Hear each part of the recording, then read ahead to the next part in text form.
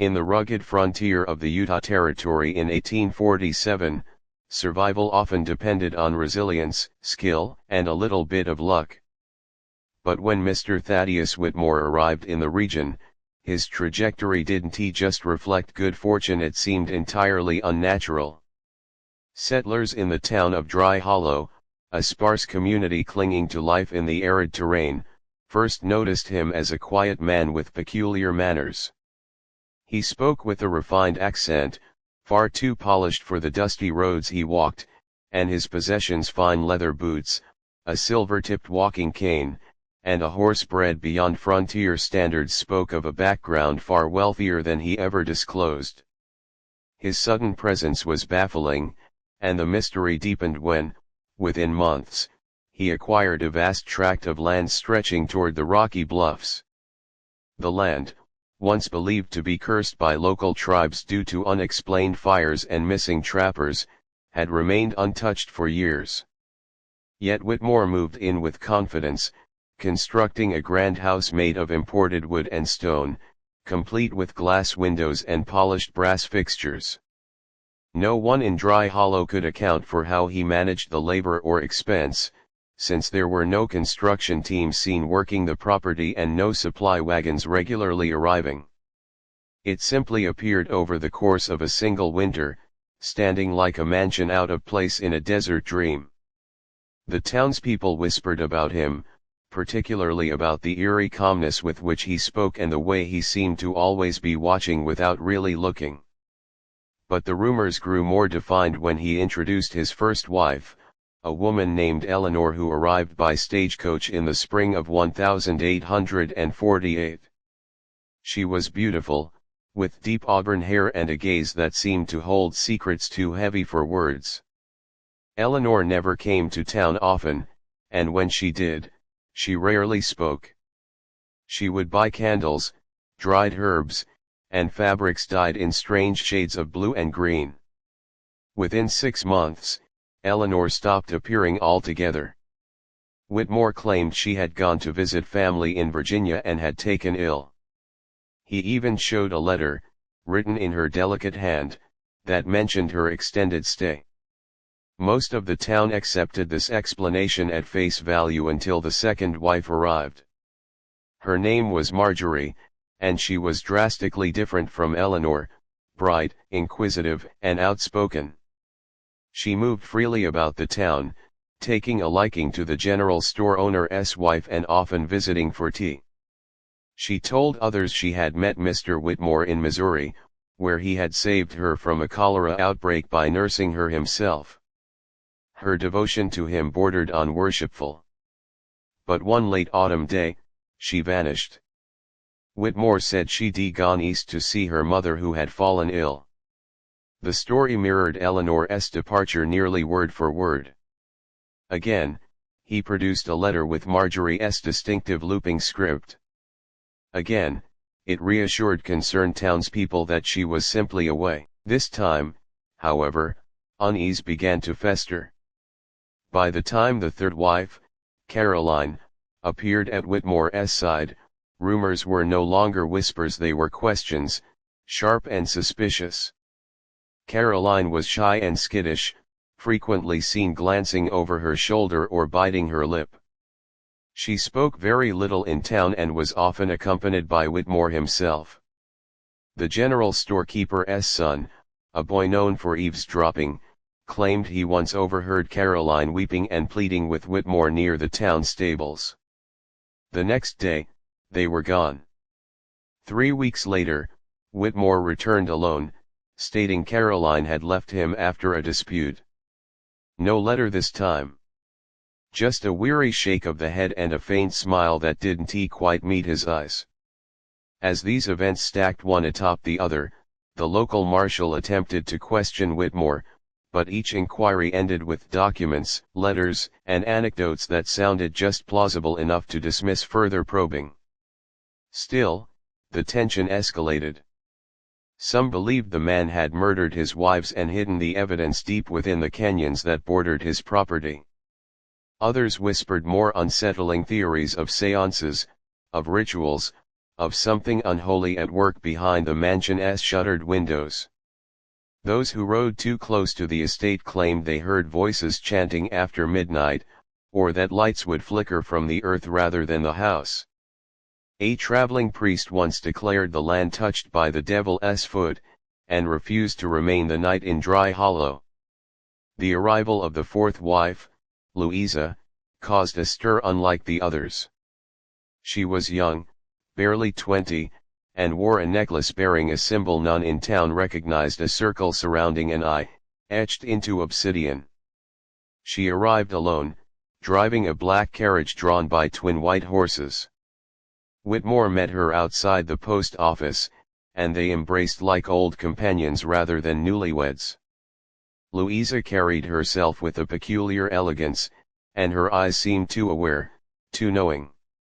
Some said she would smile before people even finished their sentences, as if she already knew what they were about to say.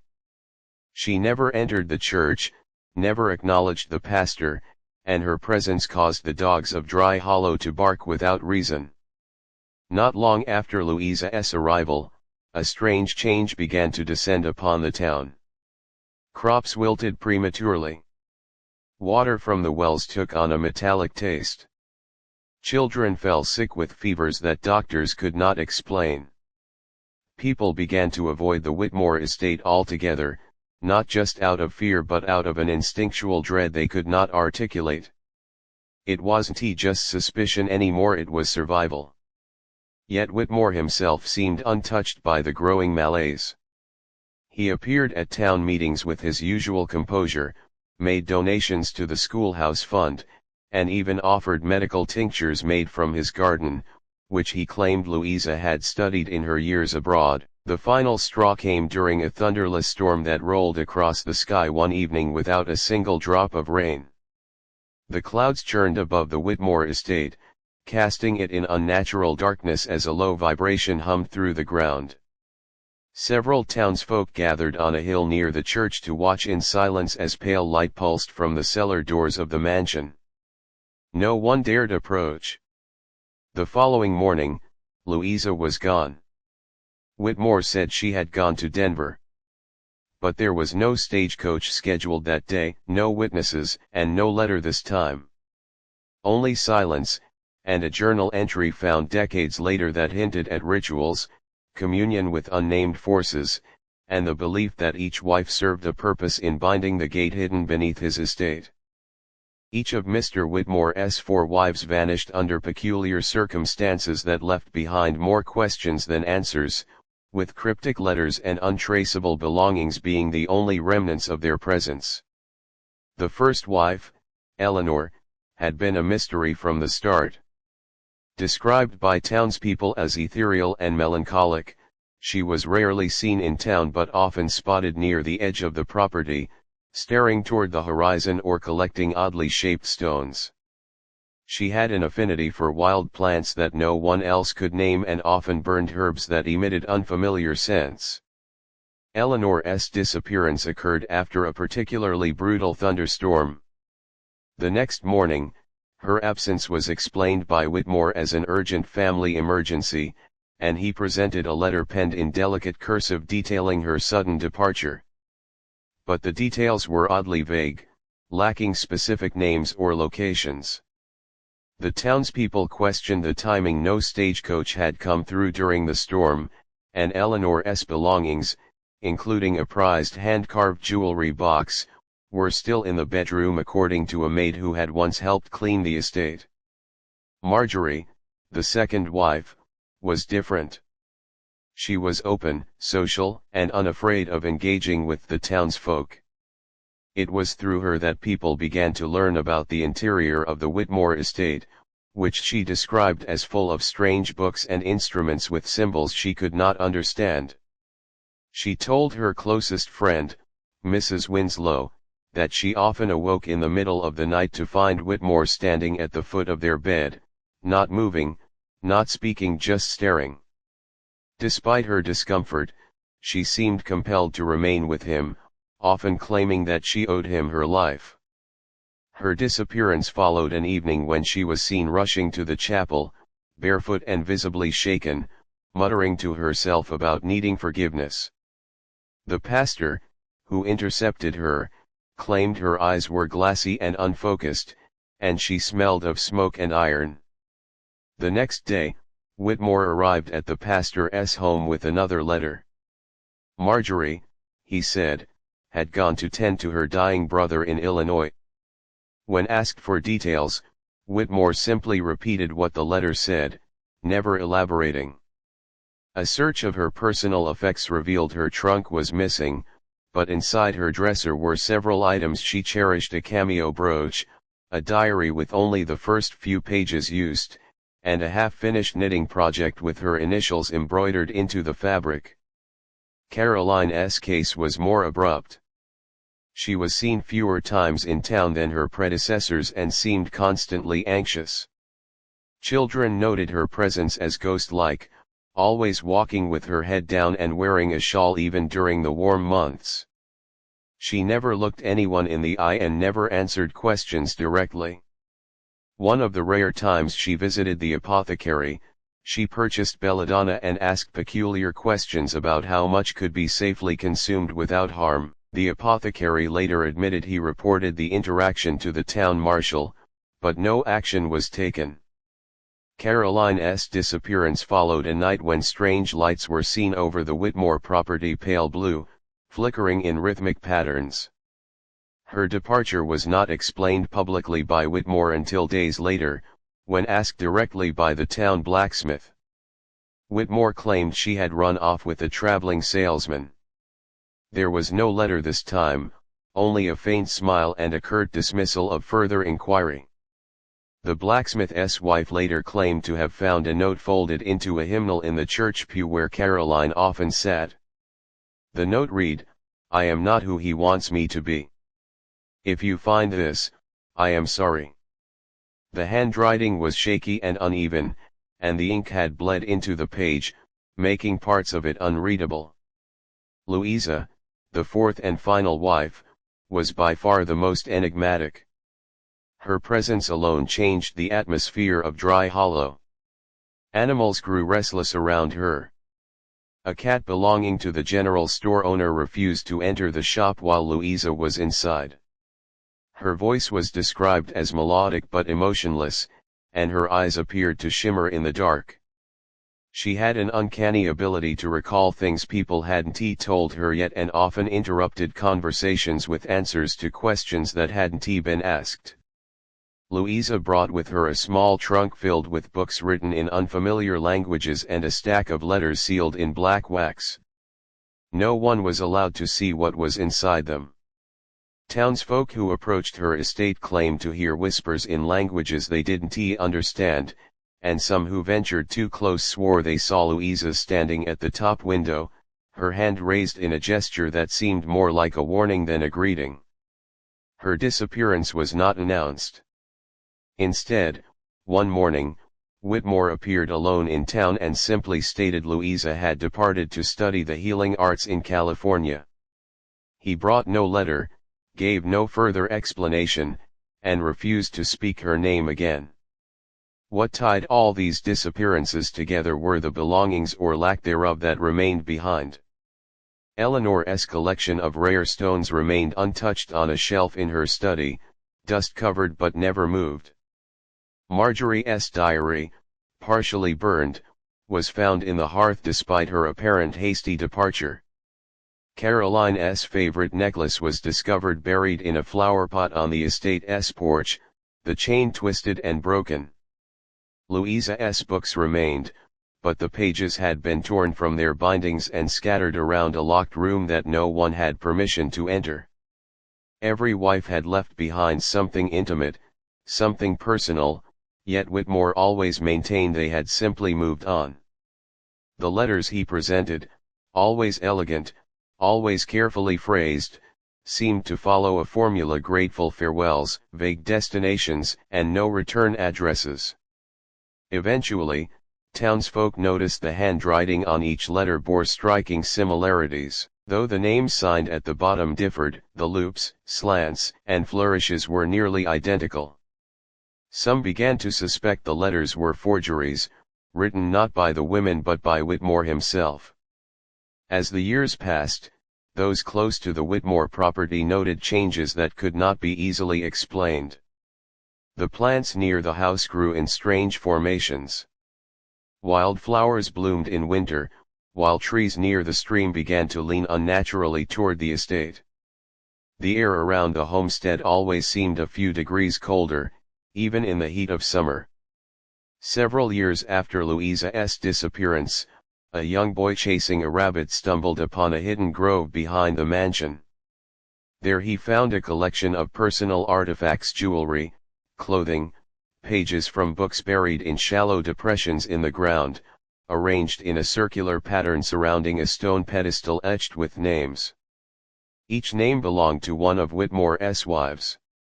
The boy ran screaming back to town, but by the time anyone returned with him, the grove was empty. Only the indentations in the earth remained, and the pedestal was gone, as if it had never been there at all. Beneath the Whitmore estate lay something far older than the mansion itself, something neither built by hand nor charted on any map. The cellar was rarely seen by anyone other than Mr. Whitmore himself, and even his wives seemed unaware of what lay below the lowest stones of their lavish home. The entrance was concealed beneath a trapdoor covered in imported rugs, framed by heavy furniture deliberately positioned to block it from view. When eventually discovered decades later by curious descendants of nearby settlers, the cellar opened to reveal a spiral staircase carved not from wood or iron, but from smooth, dark stone that gave off a faint glow when touched. The walls of the staircase were etched with symbols, some resembling alchemical glyphs, others resembling no known language at all. It wound deep into the earth, far below the level any reasonable basement should descend, until it gave way to a circular chamber lined with candle sconces and 7 stone pedestals arranged in a ring. What remained in this hidden space spoke volumes. Each pedestal held remnants of personal items, a silver comb with a missing tooth, a velvet ribbon stained with something dark, a broken porcelain doll's hand, a small book bound in leather with brittle pages scrawled in looping, panicked handwriting. The items appeared to belong to Whitmore's wives. An ornate box tucked in the shadows contained a stack of pages tied with black cord. These pages, assumed to be journal entries, revealed the fragmented writings of someone obsessed with timing, alignments, and rituals connected to the lunar cycle. Names of the wives were listed next to arcane symbols and marked with dates: equinoxes, solstices, eclipses. Words like vessel, channel, and anchor appeared repeatedly, sometimes underlined, sometimes carved into the paper itself as if the ink had not been sufficient to satisfy the writer's need to make the message permanent. More unsettling than the writings was the central altar in the chamber. Fashioned from a different stone than the pedestals, it was covered in grooves and channels that suggested it had been used for fluid to flow across its surface. Stains had darkened the stone to a near black hue in places. Symbols encircled the altar like a protective barrier or perhaps a trap. Some of the symbols matched markings found in older indigenous carvings from tribes who had long abandoned the area, warning future generations not to disturb the land. Others were entirely alien, resisting translation. The air in the chamber was still, but heavy, as if something unseen lingered there long after Whitmore had vanished from history. Among the most disturbing discoveries was a second, smaller chamber branching from the main one. It had no door, only a narrow passage that forced visitors to crawl on their hands and knees. Inside was a single wooden chair bolted to the stone floor, facing a mirror that bore no reflection. The mirror, housed in a gold frame tarnished by time, hummed faintly when touched, and animals brought near it refused to enter the room. On the wall behind the mirror, a faded symbol repeated itself over and over, etched by what appeared to be fingernails. A ledger book was found near the chair, with entries spanning decades. Some entries contained dates that had not yet occurred at the time of Whitmore's death. Others listed names of people never recorded in any census or public record. Scrawled in the margins were sentences that made little coherent sense but hinted at repeated attempts to open the way or seal the gate. Whitmore's journal, found sealed in a hidden compartment beneath the central altar, provided the most direct insight into his mindset.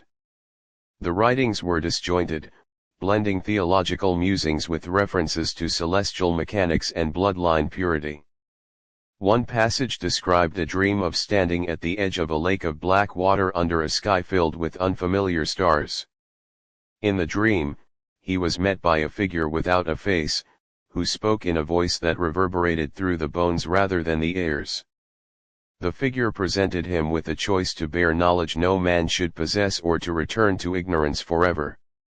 Whitmore's choice was not explicitly written, but the following pages descended into drawings of circular diagrams and detailed rituals involving offerings, spoken phrases, and the timing of lunar shadows. One ritual referenced the necessity of a sacred four vessels linked by suffering and submission, whose presence would stabilize the boundary between worlds long closed and those threatening to reopen. This fixation on boundaries, portals, and gates became a recurring theme. Whitmore seemed convinced that Dry Hollow was located on a convergence point where natural energy, human emotion, and cosmic timing overlapped. He wrote of strange animals with double pupils seen near the bluffs and of sounds heard underground that resembled music played backward through water. He described dreams experienced simultaneously by himself and his wives, filled with visions of rooms that did not exist and doors that opened to landscapes barren of life but heavy with presence. His writings increasingly questioned whether the wives had been chosen by fate, summoned by ritual, or simply necessary sacrifices for a larger purpose. Not all journal entries were his. In the margins of several pages, different handwriting appeared, likely that of Louisa or Eleanor. These notes were not addressed to anyone but rather seemed like warnings written in a frantic rush. One read, "He thinks he is in control, but something speaks through him now." Another simply stated, "The mirror watches even when covered." A final note, partially torn, repeated the same phrase 9 times, "We are not the first, but we may be the last." The presence of multiple writers hinted at awareness among the wives, at least in fragments, of what was unfolding beneath their feet. Yet none seemed to have escaped whatever fate had been sealed for them. The final detail that disturbed researchers and historians who stumbled upon these findings was the complete absence of any mention of Whitmore's death. There was no grave, no obituary, and no confirmation of his fate. Some believed he vanished along with his estate, which reportedly collapsed inward during a minor earthquake in 1858, leaving behind only scorched earth and twisted metal. Others believed he had succeeded in completing his final ritual and had been taken as part of a bargain made in shadows. In later years, hikers near the ruins claimed to find strange symbols burned into the bark of surrounding trees, and others reported hearing whispers in the wind that recited names in languages they did not speak. A few even swore they saw flickers of light from underground when the moon was at its highest point in the sky, suggesting that whatever had been sealed below the estate still stirred in the silence of the stone chamber, waiting for something or someone to return.